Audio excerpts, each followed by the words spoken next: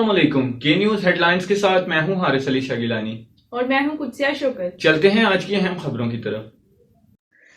ताज़ा तरीन खबरों से बाखबर रहने के लिए हमारा चैनल सब्सक्राइब कीजिए। रुक करेंगे साहिवाल का। थाना फरीद टाउन के इलाके में अल रज़ाक रॉयल्स मंडाली 87 से पोल्ट्री फार्म डायरेक्टर की दो भतीजियों तालबात आयशा हबीब और जारा हबीब को दो मुसल्लह अफराद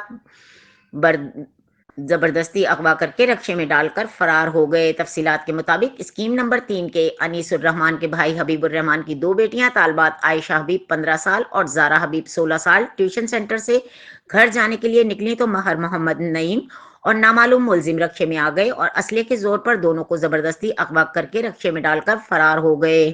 साहिवाल पुलिस थाना फरीद टाउन ने अनीसुर रहमान की मुद्दईयत में मुकदमा 365 बात पे दर्ज कर लिया। अभी तक दोनों तालबात बरामद ना हो सकी।